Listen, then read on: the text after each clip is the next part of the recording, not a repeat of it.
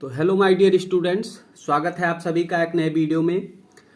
Dear students, आज के इस वीडियो में हम लोग जीवन परिचय देखने वाले हैं और बहुत ही इंपॉर्टेंट जीवन परिचय सूरदास, जैसा कि आप लोग जानते हैं हर वर्ष यही पूछा जाता है, क्लास 10th के प्यारे बच्चों के लिए है।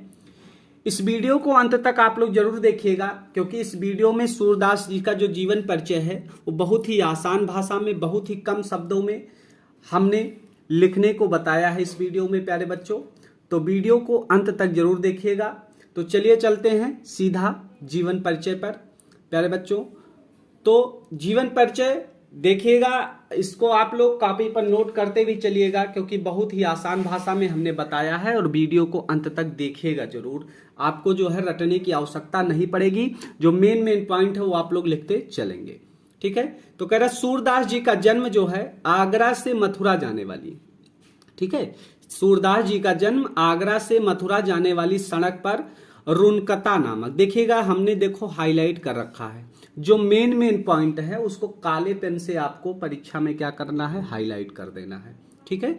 जो आपको लगता है, जैसे रुनकता, देखिए रुनकता नामक ग्राम, वहीं पर इनका जन्म हुआ था। तो रुनकता को हमने क्या कर दिया, देखो काले पेन से हमने लिख दिया है। इसको परीक्षा में आपको ऐसे ही लिख देना है, ऐसे हाईलाइट करते चलना है। आप 5 का 5 अंक पाएंगे, उसमें कटने वाले 1 अंक भी नहीं है, क्योंकि जो एग्जामिनर होता है उसके पास ज्यादा समय नहीं होता है। वो आपके जो हाईलाइट पॉइंट है ना, आप चाहे जितनी बड़ी कथा लिख देंगे वो नहीं पूरा पढ़ेगा। जो आपने हाईलाइट कर रखा है, जो काले पेन से हेडिंग बना के रखा है, ठीक है, जो हाईलाइट कर रखा है काले पेन से, उसी को पढ़ेगा और उस पे नंबर वो देकर चला जाएगा, आगे बढ़ जाएगा, ठीक है। तो सूरदास जी का जन्म कहाँ हुआ, आगरा से मथुरा जाने वाली सड़क पर रुनकता नामक ग्राम में हुआ था, ठीक है। कब हुआ था, देखो हाईलाइट कर रखा है ना, सन 1478 ईस्वी में। ऐसे आपको परीक्षा में हाईलाइट कर देना है, ठीक है। सन 1478 ईस्वी में हुआ। करेक्ट। अब देखो कुछ विद्वानों का मत है, कुछ विद्वान जो है वो कह रहे हैं कि दिल्ली के निकट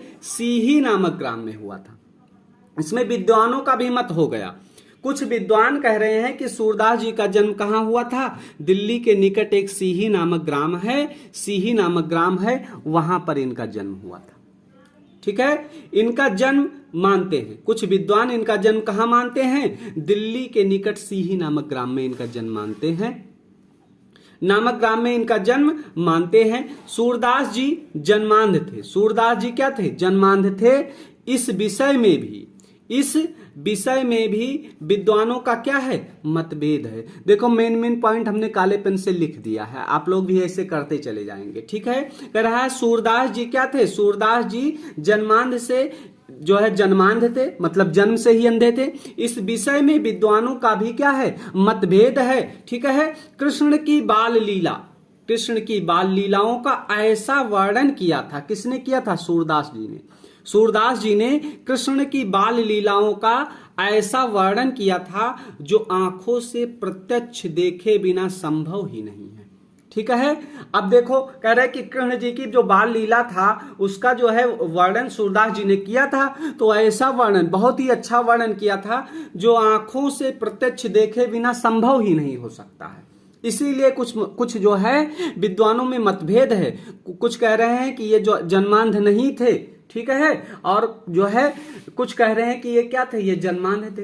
कुछ विद्वानों का मत है कि इनका जन्म कहाँ हुआ था, आगरा से मथुरा जाने वाली सड़क पे रुनकता नामक ग्राम में हुआ था। और कुछ लोग कह रहे हैं कि इनका जन्म कहाँ हुआ था, दिल्ली के सीही नामक ग्राम में हुआ था। इस चीज को आपको दर्शाना है और जो मेन पॉइंट है उसको आपको हाईलाइट करते चले जाना, ठीक है। आगे देखते हैं। कह रहा इन्होंने क्या कर दिया था, ये देखो, इन्होंने स्वयं को जन्मांध का, मतलब सूरदास जी ने स्वयं को जन्मांध ही कहा है, ठीक है। सूरदास सारस्वत ब्राह्मण परिवार में पैदा हुए थे, ठीक है। सूरदास जी कहां पर पैदा हुए थे, सारस्वत ब्राह्मण परिवार में पैदा हुए थे। 18 वर्ष तक निकटवर्ती ग्राम में रहकर, ये 18 वर्ष तक निकटवर्ती मतलब बगल में ग्राम में रहकर संगीत का इन्होंने क्या किया, अध्ययन किया, ठीक है। ये जो है 18 वर्ष तक निकटवर्ती ग्राम में रहे, बगल में ग्राम में रहे। इनका जन्म सारस्वत ब्राह्मण परिवार में हुआ था। 18 वर्ष तक ये निकटवर्ती ग्राम में रहकर संगीत का इन्होंने अध्ययन किया, ठीक है।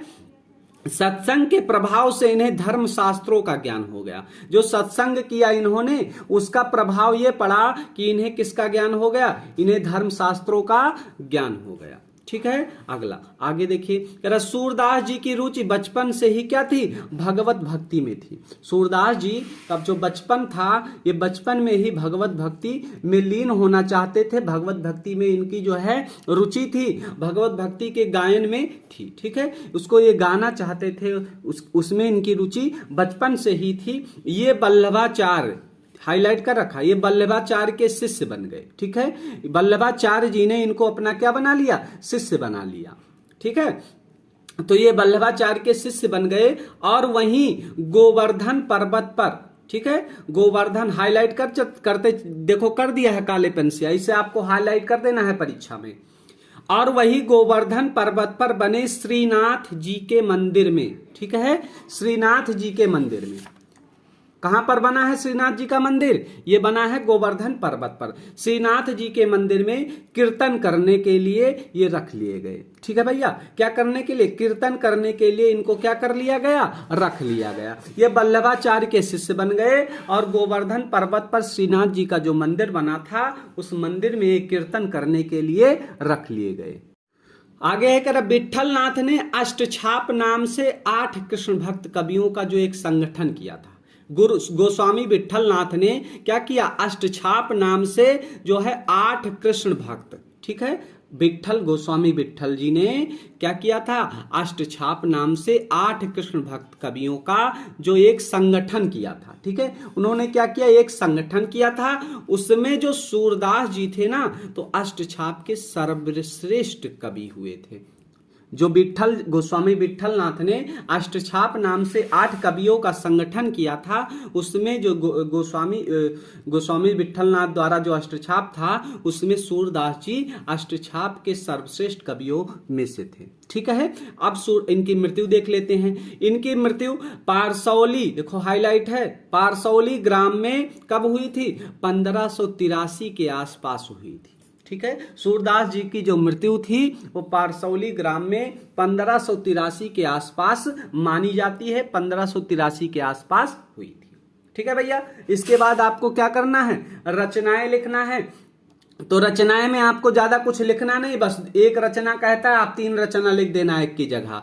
इनकी रचनाएं क्या थी? सूरसागर थी, सूरसावली थी और साहित्य लहरी थी। बस ऐसे लिख के आप छोड़ देंगे, सूरसागर, सूरसारावली, ठीक है, और साहित्य लहरी, इतना आप लिख के छोड़ देंगे, आपका 5 अंक प्राप्त हो जाएगा बेटा। इसमें कोई 1 अंक भी नहीं काट सकता है। ठीक है, तो वीडियो को अंत तक देखने के लिए बहुत बहुत धन्यवाद। और चैनल पर अगर पहली बार हैं तो शेयर जरूर करिएगा, सब्सक्राइब करिएगा, अपने दोस्तों के साझा करिएगा, वीडियो को लाइक जरूर करिएगा। धन्यवाद।